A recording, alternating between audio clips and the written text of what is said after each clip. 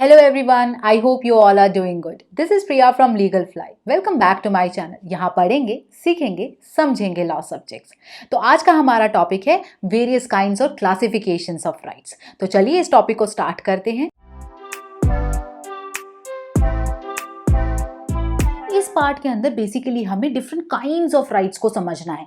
देखिए, राइट एक concept, but इतने सारे काइंड्स ऑफ राइट्स है, जैसे positive right, negative right, perfect right, imperfect right. But इतने सारे राइट्स क्यों?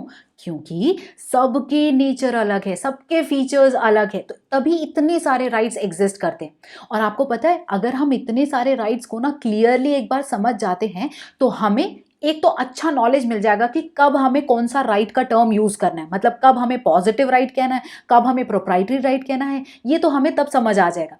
साथ ही साथ ये किस तरीके से लीगल प्रोसेसेस में ऑपरेट करते हैं वो भी हमें क्लियर हो जाएगा। समझ रहे हैं आप मेरी बात? तो इसका इंपॉर्टेंस काफ़ी है। तो चलिए हम स्टार्ट करते हैं। और हाँ, आपके कॉम्पिटिटिव एग्जाम्स में भी काफ़ी आपको हेल्प आएगा, क्योंकि एक क्वेश्चन डाल देते हैं और ऑप्शन में ये सारे राइट्स भर देते हैं। तो आप कौन सा आप क्लिक करेंगे, आपको पता होना चाहिए ना कौन सा राइट का क्या नेचर है, क्या फीचर है, राइट। तो चलिए स्टार्ट करते हैं पहले से। तो पहला है पॉजिटिव एंड नेगेटिव राइट। अब पॉजिटिव राइट क्या है, नेगेटिव राइट क्या है? देखिए, पॉजिटिव राइट क्या है?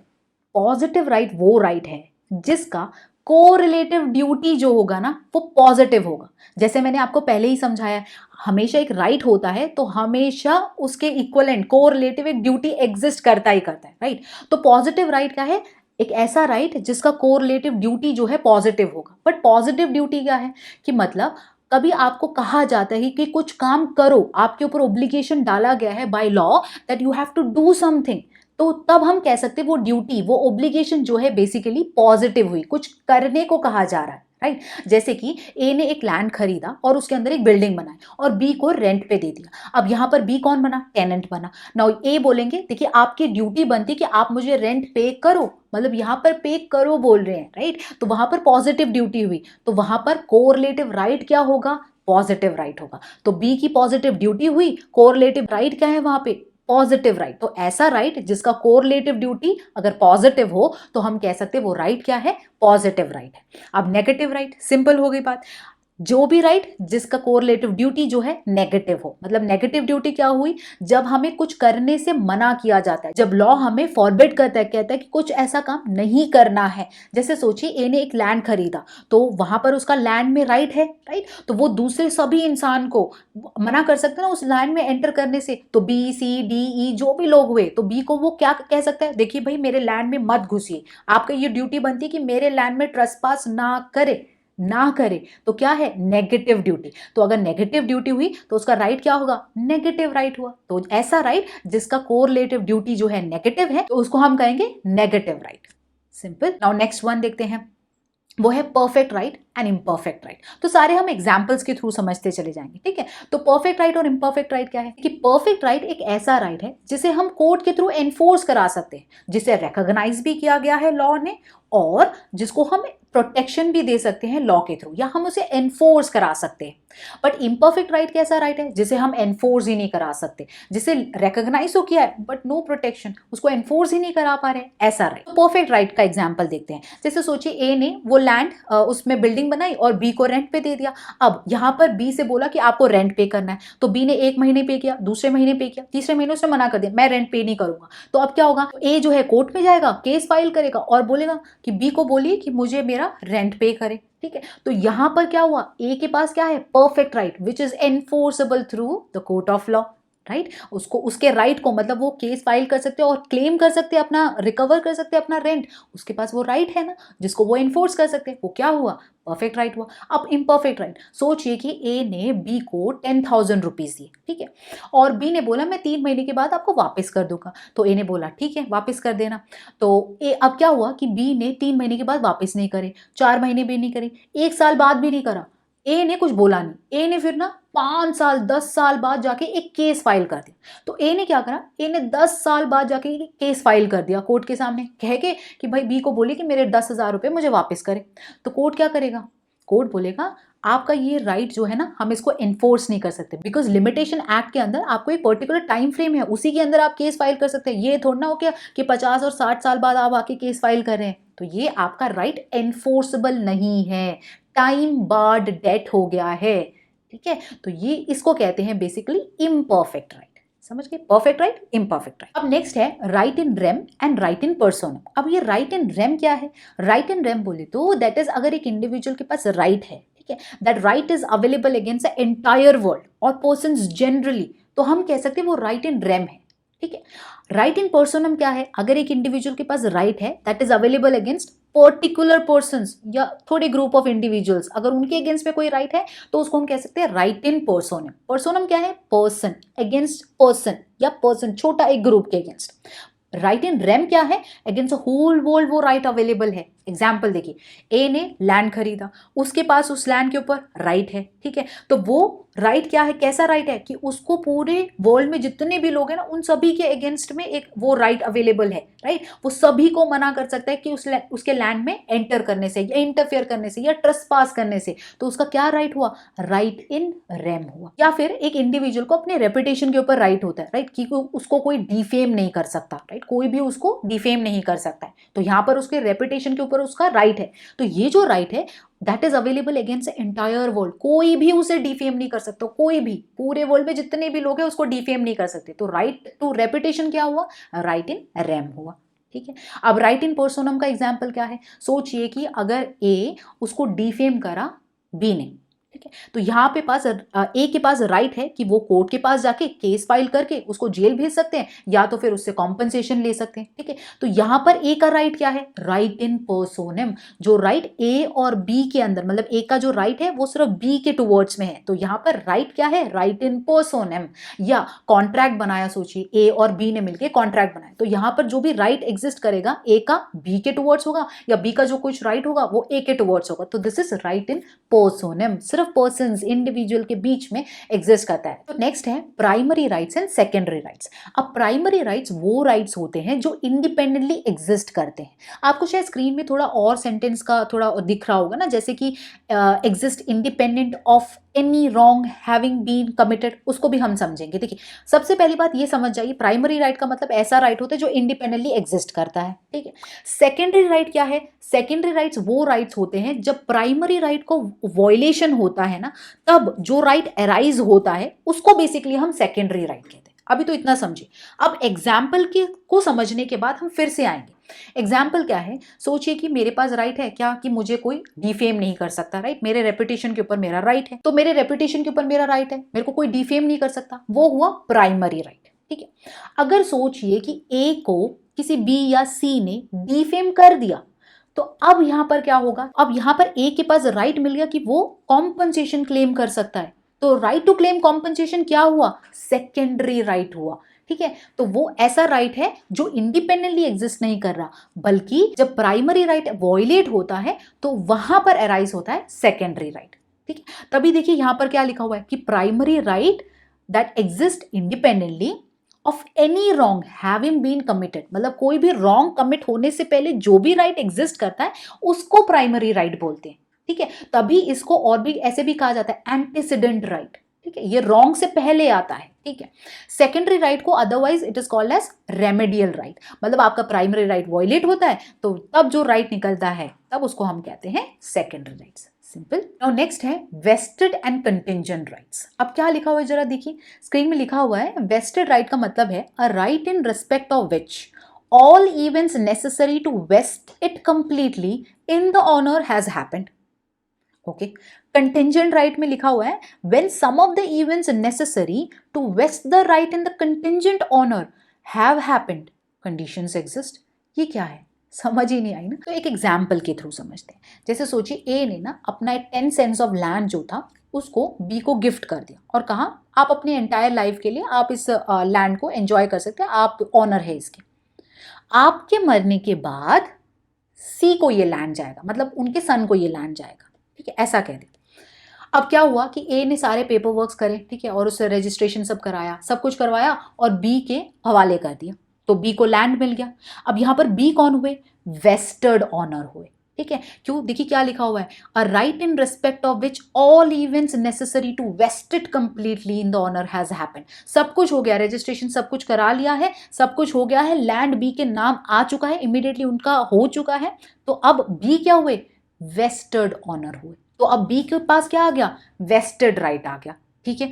बट यहाँ पर एक कंडीशन लगाई हुई है कि बी के एंटायर लाइफ तक बी जो है उस लैंड का ऑनर होगा, बट बी के मरने के बाद सी उसके ऑनर होंगे। तो यहाँ पर पेपर में लिख तो दिया कि बी के मरने के बाद ही सी को वो लैंड मिलेगा, तो मतलब सी पूरी तरीके से ऑनर तो बने ही नहीं है, राइट, उनके पास वो ऑनरशिप आई तो नहीं है। कंडीशन लगा रखी है कि यहाँ पर क्या लिख दिया कि बी को पहले मरना होगा तभी सी के पास वो लैंड आएगा, राइट। तो यहाँ पर जो सी है उनके पास क्या है, कंटिंजेंट राइट है, तो बी के डेथ के बाद ही सी को वो लैंड मिलेगा। तो ये कंडीशन लगा दी, तो यहाँ पर सी के पास क्या है, कंटिंजेंट राइट है। तो कुछ इवेंट्स हो गए हैं, उसमें लिख तो दिया है कि सी को मिलेगा, बट कंडीशन लग गई है कि बी के डेथ के बाद ही सी को वो लैंड मिलेगा। तो सी के पास क्या है, कंटिंजेंट राइट है, बी के पास क्या है, वेस्टेड राइट है। सिंपल। नाउ नेक्स्ट है corporal right and incorporeal right. Now corporal right मतलब ऐसा राइट जो कि टैंजिबल ऑब्जेक्ट्स के ऊपर होता है, जैसे आपका लैंड या तो आपका कार या आपका बाइक, इन सब के ऊपर जो राइट है उसको हम कॉर्पोरल राइट बोलते हैं। अब इनकॉर्पोरल राइट क्या है, राइट ओवर इनटैंजिबल ऑब्जेक्ट, ऐसी चीजें जिसको हम देख नहीं सकते या टच नहीं कर सकते, ऐसी चीजों के ऊपर अगर आपका राइट है तो हम कह सकते हैं वो क्या है, इनकॉर्पोरल राइट। जैसे फॉर एग्जाम्पल आपके रेपुटेशन के ऊपर आपका राइट, तो वो क्या है, इनकॉर्पोरल राइट। दूसरे में क्या है, कॉर्पोरल राइट में क्या है, टैंजिबल ऑब्जेक्ट जिसको आप देख सकते छू सकते, लैंड, आपका बाइक, आपका कार, आपका घर, तो ये सब क्या है, टैंजिबल ऑब्जेक्ट्स हो गए, उसके ऊपर राइट क्या है, कॉर्पोरल राइट। दूसरा क्या है, इनकॉर्पोरल राइट। नाउ नेक्स्ट है right in रीप्रोप्रिया and right in re Elina. अब ये क्या है दोनों, चलिए इसको समझते हैं। राइट इन री एलिना का मतलब होता है right over the property of another, मतलब किसी और के प्रॉपर्टी के ऊपर अगर आपका राइट है तो हम कह सकते हैं वो है right in re aliena. Right इन रीप्रोप्रिया क्या होता है, जब आपको अपनी प्रॉपर्टी के ऊपर राइट है तो उसको हम बोलेंगे राइट इन रीप्रोप्रिया, ठीक है। तो मतलब अगर ए उसके पास 10 सेंट्स ऑफ लैंड है, वो उसका ऑनर है, तो हम कह सकते हैं उसका क्या राइट है, राइट इन रीप्रोप्रिया। अब सोचिए कि ए के पास ना एक बड़ा सा लैंड है, ठीक है, उसके पास एक घर है आगे, बिल्कुल रोड के सामने आगे एक घर है, और उसके पीछे एक जगह है, वहां पे उसने छोटा सा एक घर बनाया हुआ है, सेम लैंड ही, ठीक। उसने क्या करा, बी को ना वो पीछे वाला थोड़ा लैंड और वो घर बेच दिया, ठीक है। अब बी वहां पर आके रहना शुरू हो गया, तो बी को तो बाहर निकलना है ना, और सोचिए कि अगर पूरे चारों तरफ ना जंगल ही जंगल है, बी के पास और कोई रास्ता ही नहीं है निकल के जाने का, रोड तक पहुंचने का या बस पकड़ने का, तो बी क्या करेंगे, बी वहां से चलते हुए अपने लैंड से चलते हुए ए के लैंड में चलेंगे, फिर उसके बाद वो रोड में पहुंचेंगे, राइट। अब बी को क्या मिला, right of way across the land of a, मतलब ईसमेंट राइट वहां पर आ गया। तो बी का क्या राइट हुआ, right in re aliena, right over the property of another. Next है principal right and accessory right. अब ये क्या है, देखिए प्रिंसिपल राइट ऐसे राइट्स होते हैं जो इंडिपेंडेंटली एग्जिस्ट करते हैं, एसेसरी राइट्स ऐसे होते हैं जो कि प्रिंसिपल राइट से रिलेटेड कुछ राइट्स होते हैं। अगर प्रिंसिपल राइट एग्जिस्ट नहीं करेगा तो एसेसरी राइट भी एग्जिस्ट नहीं करेगा, ऐसा रिलेटेड राइट जो होते हैं वो एसेसरी राइट्स होते हैं। तो यहाँ पर क्या लिखा है, प्रिंसिपल राइट क्या है, rights that exist independently of other rights, कोई और राइट्स की जरूरत नहीं है, सपोर्ट की जरूरत नहीं है, वो इंडिपेंडेंटली एग्जिस्ट करेगा। एसेसरी राइट्स क्या है, rights which are appurtenant to other rights, मतलब वो दूसरे राइट से रिलेटेड राइट्स हैं। अगर प्रिंसिपल राइट एग्जिस्ट करा तभी ये एसेसरी राइट एग्जिस्ट करेगा। जैसे एग्जांपल के थ्रू समझते हैं, जैसे कि सोचिए कि ए ने 10 सेंट्स ऑफ लैंड खरीदे, अब ए का वो 10 सेंट्स के ऊपर राइट क्या है, प्रिंसिपल राइट है, ठीक है, वो इंडिपेंडेंट राइट है, वो कोई और राइट की जरूरत नहीं है उसको, सपोर्ट की जरूरत नहीं, वो इंडिपेंडेंटली एग्जिस्ट करता है, तो प्रिंसिपल राइट हुआ। अब दूसरे का एग्जांपल देखते हैं एसेसरी राइट का। जैसे सोचिए ए ने ना गोल्ड लोन लिया एक बैंक से, ठीक है, तो बैंक ने क्या करा, ठीक है, गोल्ड रख लिया और लोन दे दिया। अब बैंक का बेसिकली लोन के ऊपर तो राइट है, मतलब अगर ए जो है पे बैक नहीं करते तो वो लोन तो रिकवर कर सकते हैं, लोन के ऊपर पूरा राइट है, साथ ही साथ वो गोल्ड के ऊपर भी राइट होता है, तो वो जो राइट जो गोल्ड के ऊपर है वो एसेसरी राइट हुआ, ठीक है। तो मतलब अगर ए ने वो कभी पैसे वापस ही नहीं करे, बोला कि मेरे पास पैसे है नहीं, रिफ्यूज कर दिया पेमेंट करने से, तो क्या होगा, बैंक वो गोल्ड अपने पास रख लेगी, वो सिक्योरिटी अपने पास रख लेगी, राइट। तो वहां पर प्रिंसिपल राइट क्या है, वो लोन के ऊपर, एसेसरी राइट क्या है, वो गोल्ड के ऊपर, सिंपल। तो ये है प्रिंसिपल एंड एसेसरी राइट। और नेक्स्ट है proprietary right and personal rights. अब प्रोप्राइटरी राइट कौन से राइट्स होते हैं, वैसे राइट्स जो कि हमारे एस्टेट के ऊपर या एसेट्स के ऊपर होते हैं, या कुछ ऐसी चीजों के ऊपर जिसका कोई मॉनेटरी या इकोनॉमिक वैल्यू होता है, उसको हम कहते हैं प्रोप्राइटरी राइट्स। जैसे कि आपका राइट ओवर योर लैंड या ओवर योर कार, या तो आपके बाइक के ऊपर, या तो आपके किसी भी चीज के ऊपर हो, तो आप कह सकते हैं प्रोप्राइटरी राइट। ठीक है, जिसका इकोनॉमिक वैल्यू हो या मार्केट वैल्यू हो। पर्सनल राइट्स वैसे राइट्स होते हैं जो इंडिविजुअल के पर्सन से रिलेटेड होते हैं, जैसे कि फ्रीडम ऑफ पर्सनल लिबर्टी या फ्रीडम फ्रॉम बॉडली हार्म या सेफ्टी से रिलेटेड राइट, या तो कुछ ऐसे तरीके का राइट जो कि आपके वेलबींग के साथ रिलेटेड हो, तो उसको हम पर्सनल राइट्स कहते हैं। तो उसका कोई मॉनेटरी या इकोनॉमिक वैल्यू नहीं होता, वो पर्सन से रिलेटेड कुछ राइट्स होते हैं, ठीक है। तो वो हो गए proprietary and personal rights. Now next है पब्लिक एंड प्राइवेट राइट्स। देखिए इसको ना थोड़ा रॉन्ग के तरीके से समझेंगे, जो उसका ऑपोजिट राइट का ऑपोजिट क्या है, रॉन्ग, तो उसके तरीके से समझेंगे। देखिए कैसे ब्लैकस्टोन कहते हैं, ब्लैकस्टोन ये कहते हैं wrongs are divisible into two, private wrong and public wrong. Former is the infringement of private right belonging to individuals and the later is a violation of private rights and duties which affect the whole community. मतलब अगर कोई individual ऐसा act करता है जिसके कारण किसी individual का राइट अफेक्ट होता है, तो वो एक्ट क्या हुआ, प्राइवेट रॉन्ग हुआ, और क्या वॉयलेट हुआ, प्राइवेट राइट वॉयलेट हुआ। सिंपल। अब देखिए, अब कोई इंडिविजुअल ऐसा एक्ट करता है जिसके थ्रू होल कम्युनिटी के ऊपर इफेक्ट पड़ता है, जैसे कोई क्राइम किया ना तो होल कम्युनिटी के ऊपर इफेक्ट पड़ा, तो वहां पर वो एक्ट क्या है, पब्लिक रॉन्ग, और क्या वॉयलेट हुआ, पब्लिक राइट। जो जनरली पब्लिक प्रोसेस करती है ना उसको हम बेसिकली कह सकते हैं पब्लिक राइट, ठीक है। तो public right and private right, ठीक है। तो इंडिविजुअल्स जब कंसर्न होते हैं, दोनों इंडिविजुअल्स होते हैं, तो हम कह सकते हैं वो है प्राइवेट राइट। अब पब्लिक राइट के अंदर basically state as a representative of the community action लेती है और प्राइवेट के अंदर इंडिविजुअल्स एक्शन लेते हैं, तो इस तरीके से हम उसको समझ सकते हैं। देन नेक्स्ट है inheritable right and uninheritable right. Inheritable right जो कि जनरेशन टू जनरेशन ट्रांसफर होते चले जाता है, जैसे कि एक लैंड है जो ग्रैंडफादर का है, उनके मरने के बाद उनके सन की हो जाता है, उनके मरने के बाद फिर उनके सन की हो जाता है, तो ऐसे ट्रांसफर होने वाला जो राइट होता है वो हेरिटेबल राइट हो गया, ठीक है। अनइनहेरिटेबल राइट जो कि ट्रांसफर नहीं हो सकते, मतलब पर्सनल राइट्स जो कि इंडिविजुअल के पर्सन के साथ रिलेटेड होते हैं, लिबर्टी से रिलेटेड होते हैं, जो उनके मरने के साथ उनके साथ ही वो राइट भी खत्म हो जाते हैं, तो ऐसे राइट्स हो गए अनइनहेरिटेबल राइट्स। सिंपल। नाउ नेक्स्ट है कुछ ऐसे राइट्स भी होते हैं ना, जैसे हम सुनते हैं कॉन्स्टिट्यूशनल राइट्स, फंडामेंटल राइट्स, या फिर लीगल राइट्स या स्टैट्यूटरी राइट्स। ये सब क्या है, देखिए अगर कोई राइट कोई स्टैट्यूट हमें प्रोवाइड करता है या स्टैट्यूट देता है तो उसको हम स्टैट्यूटरी राइट्स कहते हैं या लीगल राइट्स कहते हैं, ठीक है। अब ये तो हो गया स्टैट्यूटरी और legal rights, but fundamental rights और कॉन्स्टिट्यूशनल राइट्स क्या है। Fundamental rights basically basic type of rights होते हैं जो इंडिविजुअल्स को दिए जाते हैं, because they are human beings, उनको कुछ राइट्स जो है दिए जाते हैं जो सोसाइटी भी डिनाई नहीं कर सकती, जो हमारे कॉन्स्टिट्यूशन में पार्ट 3 में लिखे गए हैं ना, तो उसको बेसिकली हम कह सकते हैं फंडामेंटल राइट्स, ठीक है। और कॉन्स्टिट्यूशनल राइट्स क्या है, कॉन्स्टिट्यूशनल राइट्स बेसिकली वो तरीके के राइट्स जो कि पार्ट 3 में नहीं लिखे गए बट बाकी पूरे कॉन्स्टिट्यूशन में जो दिखाई देते हैं वैसे राइट, जैसे right to vote, that is constitutional right. तभी हम कहते हैं कि all fundamental rights are constitutional rights, but all constitutional rights are not fundamental rights, देखिए ना। तो जो फंडामेंटल राइट्स पार्ट 3 में लिखे गए हैं वो फंडामेंटल राइट्स हुए, बट बाकी जो भी राइट्स होते हैं वो सारे कॉन्स्टिट्यूशनल राइट्स होते हैं, समझ गए। तो कोई भी लॉ में अगर कोई राइट दिया है तो उसको स्टैट्यूटरी और लीगल राइट्स बोल सकते हैं। फंडामेंटल राइट्स जो कि पार्ट 3 में बोले गए हैं फंडामेंटल राइट्स में, हाँ उनका कनेक्शन ह्यूमन राइट्स के साथ भी है, बेसिकली जो universal declaration of human rights के अंदर दिए गए हैं ना, जो पास किया गया था यूनाइटेड नेशन ने ऑन 10th of December 1948, तो वो बेसिक ह्यूमन राइट्स होते हैं, जैसे क्योंकि आप ह्यूमन बींग्स हो तो आपको कुछ राइट्स मिलते हैं बाई बर्थ, आपको आप में इनहेरेंटली वो होते हैं, ठीक है, ऐसे टाइप ऑफ राइट्स। तो जैसे राइट टू इक्वालिटी, या मतलब डिस्क्रिमिनेशन ना होना आपके अगेंस्ट, या बॉडली हार्म ना होना, ऐसे कुछ तरीके के बेसिक राइट्स होते हैं ना, जैसे टॉर्चर ना होना, तो ऐसे राइट्स लिखे गए हैं यूडीएचआर में। तो ये सारे बेसिक राइट्स हुए, फंडामेंटल राइट्स हुए, ठीक है। अपार्ट फ्रॉम दैट बाकी सब क्या है, कॉन्स्टिट्यूशनल राइट्स, जैसे राइट टू वोट। तो आप समझ गए, constitutional right, fundamental rights, statutory और लीगल राइट्स, ये 3 तरीके के राइट्स भी है। तो इतने सारे तरीके के राइट्स हमने आज सीख लिए हैं। आई होप इन सभी एग्जाम्पल्स के थ्रू आपको ये राइट्स का कॉन्सेप्ट, काइंड्स ऑफ राइट्स जो है काफ़ी अच्छे से क्लियर तरीके से आपको समझ आ गया होगा। तो चलिए मिलते हैं अब नेक्स्ट वीडियो में नेक्स्ट टॉपिक के साथ। उससे पहले सब्सक्राइब करिए मेरे चैनल को, लाइक कीजिए अगर आपको ये वीडियो अच्छी लगी हो। तो मिलते हैं नए टॉपिक के साथ नई वीडियो में, तब तक के लिए बाय बाय।